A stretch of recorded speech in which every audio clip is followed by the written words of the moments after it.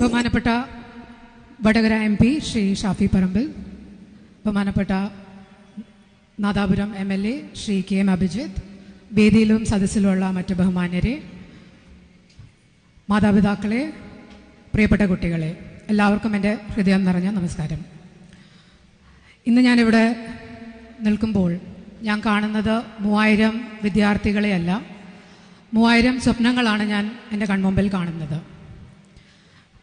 നിങ്ങളുടെ ഇടയിൽ ഒരു ഭാവി ഡോക്ടർ ഉണ്ടാകാം, ഭാവി എഞ്ചിനീയർ ഉണ്ടാകാം, ഭാവി IPS ഓഫീസർ, IAS ഓഫീസർ ഉണ്ടാകാം. പക്ഷെ നമ്മുടെ മുമ്പിലുള്ള ചോദ്യം എന്ന് പറഞ്ഞാൽ, ഈ സ്വപ്നങ്ങൾ യാഥാർത്ഥ്യം ആകുമോ, ഓർ അത് നമുക്ക് ആരംഭിക്കാൻ കഴിയുന്നതിന് മുമ്പ് തന്നെ ഇല്ലാതാകുമോ? ഇതാണ് ഇന്ന് നമ്മുടെ മുമ്പിലുള്ള ചോദ്യം. സുഹൃത്തുക്കളെ, ഇന്ന് നമ്മൾ സർക്കാരിൻ്റെ വളരെ ഇമ്പോർട്ടൻ്റ് ആയിട്ടുള്ള ഒരു സോഷ്യൽ മൂവ്മെൻറ്റ് ലോഞ്ച് ചെയ്യാനായിട്ടാണ് ഇന്നിവിടെ കൂടിയിരിക്കുന്നത്. മറ്റ് വേറെ പല പരിപാടികൾ പ്ലാൻ ചെയ്തിട്ടുണ്ട്. അതിൻ്റെ കൂടെ ഇത് ഇന്നൊരു പ്രധാനപ്പെട്ട എജൻഡയാണ്. ഇപ്പം ഡ്രഗ് അവെയർനെസ്സിനെ കുറിച്ച് നമ്മൾ പലതും പറഞ്ഞിട്ടുണ്ട്, പലതും കേട്ടിട്ടുണ്ട്. പക്ഷെ എത്രയും പറഞ്ഞാലും മതിയാകാത്ത ഒരു സബ്ജക്റ്റാണ്. കാരണം അത്രയും വലിയൊരു ത്രെറ്റ് സൊസൈറ്റി ഇപ്പം ഫേസ് ചെയ്യുന്നുണ്ട്. ഇപ്പം കോഴിക്കോട് സിറ്റിയുടെ കണക്കുകൾ നോക്കുവാണെങ്കിൽ മാസത്തിൽ 8-10 commercial quantity psychotropic drug cases ആണ് ഞങ്ങൾ രജിസ്റ്റർ ചെയ്യുന്നത്. അതിൽ ഏറ്റവും പേടിപ്പിക്കുന്ന ഒരു കാര്യമെന്ന് പറഞ്ഞാൽ, അതിൻ്റെ നമ്മൾ ഫിഗേഴ്സ് അല്ല, അതിൻ്റെ പ്രതികളുടെ ഏജ് പ്രൊഫൈൽ നോക്കുമ്പം പ്രതികളുടെ ഏജ് എന്ന് പറയുന്നത് 25 വയസ്സിന് താഴെയുള്ള ചെറുപ്പക്കാരാണ് ഇതിൽ പ്രതികളായിട്ട് വരുന്നത്. 21 വയസ്സ്, 22 വയസ്സ്, 23 വയസ്സ്, കൂടിപ്പോയാൽ 25 വയസ്സ്. കോളേജിൽ പഠിക്കേണ്ട കുട്ടികളാണ് ഇപ്പം വലിയ രീതിയിൽ ഡ്രഗ് നെറ്റ്വർക്കിൽ ഡ്രഗ് ക്യാരിയേഴ്സ് ആയിട്ട് പ്രവർത്തിക്കുന്നത്. 2 ദിവസം മുമ്പ് വളരെ പെയിൻഫുൾ ആയിട്ടുള്ളൊരു എക്സ്പീരിയൻസ്, പോലീസ് ഓഫീസറിൻ്റെ ലൈഫിലുണ്ടാകുന്ന ഏറ്റവും പെയിൻഫുൾ ആയിട്ടുള്ളൊരു എക്സ്പീരിയൻസ് എനിക്ക് ഉണ്ടായി. ഞാൻ ഓഫീസിൽ ഇരുന്നപ്പോൾ ഒരു അമ്മ കരഞ്ഞുകൊണ്ട് എൻ്റെ ഓഫീസിലോട്ട് വന്നു. വെള്ളയിൽ താമസിക്കുന്ന ഒരു അമ്മയായിരുന്നു. അവരുടെ ഭർത്താവ് 15 കൊല്ലം മുമ്പ് മരിച്ചുപോയി. അവർ കഷ്ടപ്പെട്ട് സ്വന്തം കാലിൽ നിന്ന് ജോലി ചെയ്ത് അധ്വാനിച്ചാണ് 2 മക്കളെ വളർത്തിയത്. അവർ കരഞ്ഞുകൊണ്ട് എന്നോട് പറഞ്ഞു, അവർ വളർത്തിയ മക്കളല്ല ഇപ്പം അവരുടെ കൺമുമ്പിലുള്ളത്. അന്ന് അവരെൻ്റെ ഓഫീസിൽ വരാൻ കാരണം, അന്ന് വീട്ടിലെ സകല സാധനങ്ങളും തല്ലിപ്പൊട്ടിച്ച് അവരുടെ തുണികളെല്ലാം പുറത്തിട്ട് കത്തിച്ച് അവർക്ക് ജീവിക്കാൻ പറ്റാത്ത ഒരു സാഹചര്യം വീട്ടിലുണ്ടായതുകൊണ്ടാണ് അവർ ഓടി എൻ്റെ അടുത്ത് വന്നത്. 4 ദിവസം മുമ്പ് ഒരു കത്തിയെടുത്ത് അവരുടെ മുഖത്ത് അവരുടെ മോൻ കുത്തിയെന്ന് അവർ പറഞ്ഞു. ആ അമ്മയുടെ ആവശ്യം എന്ന് പറഞ്ഞാൽ പോലീസ് ഉടനെ തന്നെ കേസ് എടുത്ത് അവരുടെ മോനെ അറസ്റ്റ് ചെയ്ത് റിമാൻഡ് ചെയ്യണമെന്നായിരുന്നു കരഞ്ഞ ആ അമ്മ എന്നോട് പറഞ്ഞത്. ഏതെങ്കിലും ഒരു അമ്മയ്ക്ക് ഇങ്ങനെ ഒരു ഓഫീസറിന്റെ മുമ്പിൽ വന്ന് പറയേണ്ട ഒരു അവസ്ഥ 5 വർഷം മുമ്പ് നമുക്ക് ആലോചിക്കാൻ പോലും പറ്റാത്തൊരു കാര്യമാണ്. ഇന്ന് ഈ ഒരു സിറ്റുവേഷനിലാണ് ഇപ്പം സമൂഹം എത്തിയിരിക്കുന്നത്. അന്ന് എൻ്റെ മുമ്പിലിരുന്ന് അവർ കരഞ്ഞ് പുറത്തോട്ട് പോയപ്പം എൻ്റെ കണ്ണും അത് കഴിഞ്ഞിട്ട് കുറേ നേരം നനഞ്ഞായിരുന്നു ഇരുന്നത്. കാരണം ഒരു അമ്മയുടെ വായിന്ന് ഇങ്ങനെ കേൾക്കേണ്ടി വരുമെന്ന് ഞാൻ ഒരിക്കലും വിചാരിച്ചില്ല. അപ്പോഴാണ് എനിക്ക് ശരിക്കും ഈ പ്രോബ്ലത്തിൻ്റെ ഗ്രാവിറ്റി മനസ്സിലായത്. നമ്മൾ പല വാർത്തകൾ വായിക്കുമ്പോഴും നമ്മുടെ മുമ്പിൽ ഇങ്ങനെ ഒരു എക്സ്പീരിയൻസ് ഉണ്ടാകുമ്പോഴാണ് നമുക്കത് ശരിക്കും അത് ഫീൽ ചെയ്യുന്നത്.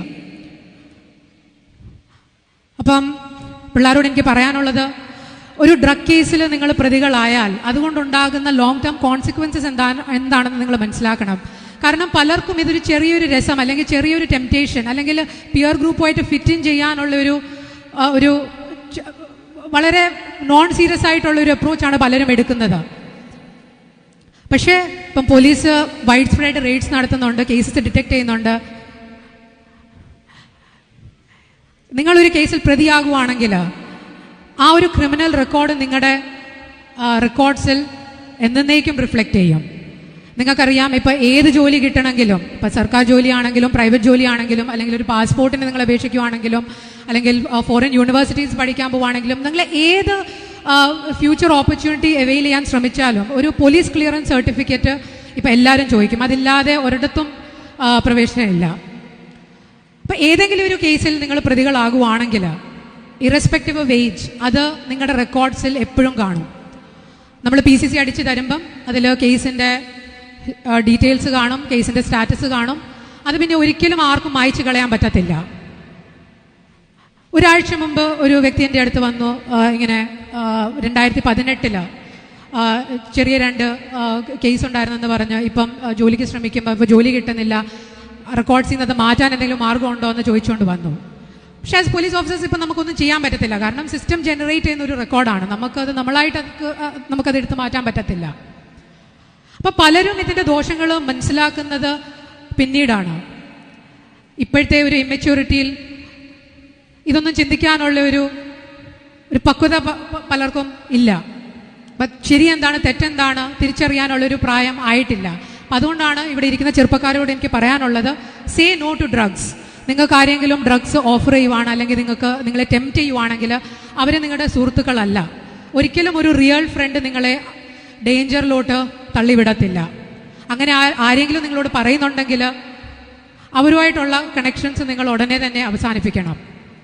There is no use in having friends who lead you to danger. വളരെ കെയർഫുള്ളായിട്ട് നമ്മുടെ കമ്പനി ചൂസ് ചെയ്യണം. അതുപോലെ നിങ്ങളുടെ സർക്കിളിൽ ആരെങ്കിലും ഡ്രഗ്സ് ഉപയോഗിക്കുന്നുണ്ടെന്ന് നിങ്ങൾക്ക് അറിയാമെങ്കിൽ അവരെ അവരുടെ വഴിക്ക് പറഞ്ഞു വിടാതെ ഈ കാര്യങ്ങൾ നിങ്ങൾ നിങ്ങളുടെ ടീച്ചേഴ്സിനോട് പറയണം, സ്കൂളിലെ കൗൺസിലേഴ്സിനോട് പറയണം. കാരണം ഏർലി ഡ്രഗ് യൂസേഴ്സിനെ നമുക്ക് ഏർലി ഇൻ്റർവെൻഷൻസ് കൊണ്ട് നമുക്ക് അവരെ അതിൽ നിന്ന് പുറത്ത് കൊണ്ടുവരാൻ പറ്റും. It is not a path of no return. ഒരിക്കലും അതിലോട്ട് കയറി കഴിഞ്ഞാൽ പിന്നെ ഒരിക്കലും തിരിച്ചു വരാൻ പറ്റത്തില്ലെന്നല്ല. ഏർലി സ്റ്റേജസിലൊക്കെ നമുക്ക് കൗൺസിലിങ്ങും അതുപോലെ മറ്റ് റീഹാബിലിറ്റേറ്റീവ് സർവീസസ് കൊടുത്ത് അവരെ അതിൽ നിന്ന് പുറത്ത് കൊണ്ടുവരാൻ പറ്റും. അപ്പം അറ്റ്ലീസ്റ്റ് നമുക്ക് ചെയ്യാൻ പറ്റുന്ന ചെറിയ കാര്യങ്ങളാണ്. അതുകൊണ്ട് പേടിക്കാതെ നിങ്ങൾ you should raise your voice against drugs. ഇത് ഉപയോഗിക്കുന്നവർക്ക് വേണ്ടിയ സഹായം നിങ്ങൾ കൊടുക്കണം. അതുപോലെ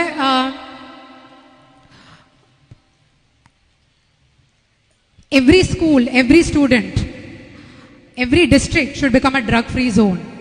നിങ്ങളെ നശിപ്പിച്ചുകൊണ്ടാണ് ഡ്രഗ് പെഡ്ലേഴ്സ് കാശുണ്ടാക്കുന്നത്. നിങ്ങളുടെ ഫ്യൂച്ചർ വിറ്റുകൊണ്ടാണ് അവർ പ്രോസ്പർ ചെയ്യുന്നത്. അപ്പം നമ്മുടെ ഭാവി എന്ന് പറയുന്നത് നമ്മുടെ കയ്യിലാണുള്ളത്. നമ്മൾ ഇന്നെടുക്കുന്ന തീരുമാനങ്ങളാണ് നമ്മുടെ ഭാവി നിർണ്ണയിക്കുന്നത്. The future that you make lies in your hands. ഇപ്പം എൻ്റെ ലൈഫിൻ്റെ സ്റ്റോറി പറയുവാണെങ്കിൽ, ഞാൻ 8ാം ക്ലാസ്സിൽ പഠിച്ചുകൊണ്ടിരുന്നപ്പോഴായിരുന്നു ഞാൻ തീരുമാനിച്ചത് ഞാനൊരു സിവിൽ സർവൻ്റ് ആകുമെന്ന്. അന്ന് മുതൽ ഞാൻ കോമ്പറ്റേറ്റീവ് എക്സാംസിനുള്ള മാഗസീൻസ് വായിക്കുമായിരുന്നു. സിവിൽ സർവീസ് ടോപ്പേഴ്സിനെ കുറിച്ച് ഞാൻ വായിക്കുമായിരുന്നു, അവരുടെ ഇൻ്റർവ്യൂസ് ഞാൻ വായിക്കുമായിരുന്നു. അന്ന് ഇൻ്റർനെറ്റ് ഒന്നും ഉള്ള കാലമല്ലായിരുന്നു. ഇൻ്റർനെറ്റ് ജസ്റ്റ് സ്റ്റാർട്ട് ചെയ്യുന്ന പീരീഡ് ആയിരുന്നു. എൻ്റെ അമ്മയ്ക്ക് ആഗ്രഹം ഉണ്ടായിരുന്നു ഞാൻ ഡോക്ടർ ആകണമെന്ന്. പക്ഷേ എനിക്കറിയായിരുന്നു എനിക്ക് മാത്സിലും സയൻസിലും ഒന്നും വലിയ കഴിവൊന്നുമില്ല. അപ്പം മെഡിസിൻ ഫീൽഡ് ചൂസ് ചെയ്താൽ എനിക്ക് ചിലപ്പം എൻട്രൻസ് ക്ലിയർ ചെയ്യാൻ പറ്റത്തില്ലെന്ന് എനിക്ക് അറിയായിരുന്നു. അപ്പം അതുകൊണ്ട് തന്നെ അന്ന് എനിക്ക് ഇച്ചിരി റെസിസ്റ്റ് ചെയ്യേണ്ടി വന്നെങ്കിലും ഞാൻ സ്ട്രോങ് ആയിട്ട് എൻ്റെ പേരൻസിനോട് പറഞ്ഞു, എനിക്ക് ഹ്യൂമാനിറ്റീസ് ആണ് പഠിക്കേണ്ടത്, ഹിസ്റ്ററി അല്ലെങ്കിൽ സോഷ്യോളജി പോലത്തെ ഏതെങ്കിലും സബ്ജക്റ്റ് ചൂസ് ചെയ്ത് BA പഠിച്ചതിന് ശേഷം എനിക്ക് സിവിൽ സർവീസിൽ അപ്പിയർ ചെയ്യണം, അത് ക്ലിയർ ചെയ്യുമെന്നുള്ളൊരു കോൺഫിഡൻസ് എനിക്കുണ്ടായിരുന്നു. അപ്പം ഡോക്ടറാകാൻ ആഗ്രഹിച്ച അമ്മയോട് ഞാൻ ഈ കാര്യം പറഞ്ഞു. ഞാൻ ഹ്യൂമാനിറ്റീസ് സ്ട്രീം ഓപ്റ്റ് ചെയ്ത് കോളേജിൽ ഞാൻ BA MA ഹിസ്റ്ററിയാണ് പഠിച്ചത്. MA ഫസ്റ്റ് ഇയറിലായപ്പോഴത്തേനാണ് ഞാൻ സിവിൽ സർവീസ് പരീക്ഷയിൽ അപ്പിയർ ചെയ്തത്. And I was lucky enough to clear the exam while I was a master's student in Delhi University. അപ്പം നിങ്ങൾ ഈ കാണുന്ന ഈ സക്സസ് എന്ന് പറയുന്നത് ഒരു ദിവസം കൊണ്ടുണ്ടായതല്ല. എനിക്ക് 22ാമത്തെ വയസ്സിലാണ് സിവിൽ സർവീസ് കിട്ടിയത്. പക്ഷെ അതൊരു വൺ നൈറ്റ് വണ്ടർ അല്ലായിരുന്നു. ഞാൻ പെട്ടെന്ന് എനിക്ക് കിട്ടിയ ഒരു വിക്ടറി അല്ലായിരുന്നു. ഞാൻ 8ാം ക്ലാസ് മുതൽ, that is almost from the age of 14 ഞാൻ ഇതിനു വേണ്ടി വർക്ക് ചെയ്തിട്ടുണ്ട്. ഞാൻ കോളേജിൽ പഠിക്കുന്ന 5 വർഷവും എന്നും ഞാൻ ഇതിനു വേണ്ടി വർക്ക് ചെയ്തിട്ടുണ്ട്. ഞാൻ എന്നും രാത്രി 1 മണി വരെ സിവിൽ സർവീസിന് വേണ്ടി പഠിക്കുമായിരുന്നു. കാരണം ഞാൻ ഫുൾ ടൈം സ്റ്റുഡൻ്റ് ആയിരുന്നു. അപ്പം കോളേജിൽ നിന്ന് പോയിട്ട് ക്ലാസ് അറ്റൻഡ് ചെയ്ത് തിരിച്ച് വന്ന് ഡിന്നറൊക്കെ കഴിച്ച് എക്സസൈസൊക്കെ ചെയ്ത് കുളിച്ച് ആയിരുന്നു ഞാൻ ഇരിക്കുന്നത്.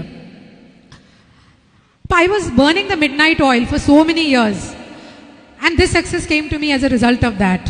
അപ്പം never shy away from hard work. നമുക്ക് ലൈഫിൽ എന്തെങ്കിലും വർത്ത് വൈലായിട്ട് കിട്ടണമെങ്കിൽ അതിനുവേണ്ടി നമ്മൾ പരിശ്രമിക്കണം. We have to work hard. ഒന്നും നമുക്കങ്ങനെ എളുപ്പത്തിൽ കിട്ടത്തില്ല. പക്ഷേ ഹാർഡ് വർക്ക് കൊണ്ട് കിട്ടുന്ന റിസൾട്ട് എന്ന് പറയുന്നത് nothing can beat that. That is A sweetest kind of success.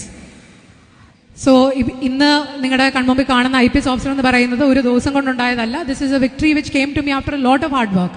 ഞാൻ ഡൽഹി യൂണിവേഴ്സിറ്റിയിലാണ് പഠിച്ചത്. അവിടെ ഈ കിട്ടാത്ത ഡ്രഗ്സ് ഇല്ല. ഞാൻ ക്യാമ്പസിൽ പഠിച്ചുകൊണ്ടിരുന്ന കാലത്ത് തന്നെ ഇഷ്ടംപോലെ ഡ്രഗ്സ് ഉപയോഗിക്കുന്ന കുട്ടികളുണ്ടായിരുന്നു. എൻ്റെ ക്ലാസ്സിൽ തന്നെ കുട്ടികളുണ്ടായിരുന്നു. പക്ഷെ ഞാൻ കോൺഷ്യസ്ലി അതിൽ നിന്നൊക്കെ മാറി നിന്ന് I was very very focused. ഞാൻ കോളേജ് ലൈഫ് എൻജോയ് ചെയ്തില്ലെന്നല്ല പറഞ്ഞത്. ഇപ്പം ഷാഫി സാർ പറഞ്ഞ പോലെ ഇപ്പം നമ്മുടെ ഫ്രണ്ട്സ്, നമ്മുടെ ലൈഫ്, അതായിരിക്കണം നമ്മുടെ ലഹരി.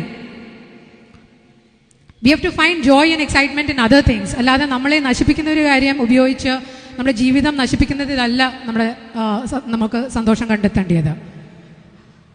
സോ ഇതായിരുന്നു എനിക്ക് ഇന്ന് നിങ്ങളോട് പങ്കുവെക്കാനുള്ള message. So say no to drugs. നിങ്ങൾക്ക് എല്ലാവർക്കും ഇത് അതിജീവിക്കാൻ പറ്റും. Just remember the story of an eagle. വലിയ കൊടുങ്കാറ്റ് വരുമ്പം ചെറിയ പക്ഷികളൊക്കെ ഒളിച്ചിരിക്കും. പക്ഷേ കൊടുങ്കാറ്റിൻ്റെ ശക്തി ഉപയോഗിച്ച് ഈഗിൾ എന്താ ചെയ്യുന്നത്? ക്ലൗഡ്സിൻ്റെ മുകളിൽ പോയി പറക്കും. അപ്പം അതുകൊണ്ട് വലിയൊരു ലഹരിയുടെ ഈ കൊടുങ്കാറ്റ് വരുമ്പം നമുക്കത് സ്ട്രോങ് ആയിട്ട് റെസിസ്റ്റ് ചെയ്യാൻ പറ്റും. നമുക്ക് ഉയർന്ന് നിന്ന് വളർന്ന് നല്ല രീതിയിൽ തന്നെ ജീവിക്കാൻ പറ്റും. അപ്പം അത് നാദാപുരത്തെ നിങ്ങളായ ചെറുപ്പക്കാർ അത് തെളിയിക്കണം. നാളെ നിങ്ങളുടെ ഇടയിൽ നിന്ന് IAS ഓഫീസേഴ്സും IPS ഓഫീസേഴ്സും ജഡ്ജസും എഞ്ചിനീയേഴ്സും ഡോക്ടേഴ്സും ലോയേഴ്സും ഉണ്ടാകണമെന്ന് ഞാൻ പ്രാർത്ഥിക്കുന്നു, ആശംസിക്കുന്നു. തീർച്ചയായിട്ടും ഉണ്ടാകും. All of your bright children. അതുകൊണ്ട് തന്നെയാണ് നിങ്ങളെ ഇന്നിവിടെ അഭിനന്ദിക്കാനുള്ള ഈ ചടങ്ങ് ബഹുമാനപ്പെട്ട MLA സംഘടിപ്പിച്ചത്. അതുപോലെ ഈ പരിപാടി ഇത്രയും നല്ല രീതിയിൽ സംഘടിപ്പിച്ച എല്ലാവരെയും ഒന്നും കൂടി അഭിനന്ദിച്ചുകൊണ്ട് ഈ പരിപാടി ഓപ്പറേഷൻ തൂഫാൻ ഔപചാരികമായിട്ട് നാദാപുരം കോൺസ്റ്റിറ്റുവൻസിയിൽ ലോഞ്ച് ചെയ്തതായിട്ട് പ്രഖ്യാപിക്കുന്നു. Thank you very much.